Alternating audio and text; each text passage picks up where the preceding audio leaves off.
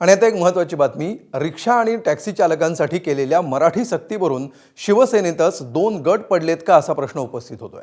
कारण शिवसेना नेते संजय निरुपम यांनी प्रताप सरनाईकांना पत्र लिहिलंय।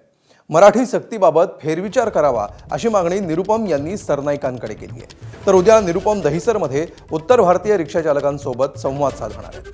दरम्यान प्रताप सरनाईक यांच्या उपस्थितीत मंत्रालयामध्ये महत्त्वाची बैठक पार पडली।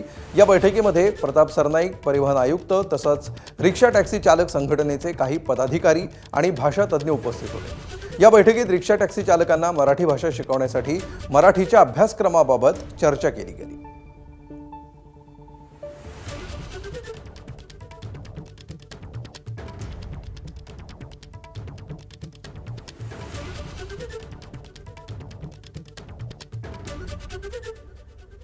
त्यामुळे मराठी सक्तीवरून आता नेमका काय तोडगा निघतो आणि ज्या मराठी सक्तीचं धोरण सरकारने आणि परिवहन मंत्रालयाने समोर आणलेलं आहे त्यामध्ये काही बदल होतात का हे पाहणं महत्त्वाचं असेल।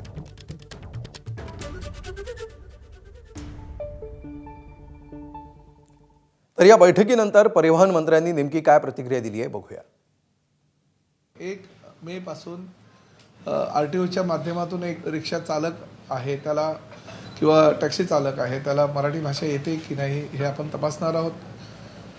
सुरुवातीपासून महाराष्ट्राची आणि प्रामुख्याने परिवहन डिपार्टमेंटची ही भूमिकाच राहिलेली आहे की महाराष्ट्रामध्ये जर तुम्हाला व्यवसाय करायचा असेल तर मराठी येणं अनिवार्य आहे आणि तो आपला अधिकार आहे, आपला तो हक्क आहे आणि त्या माध्यमातून ही मोहीम आम्ही करतोय।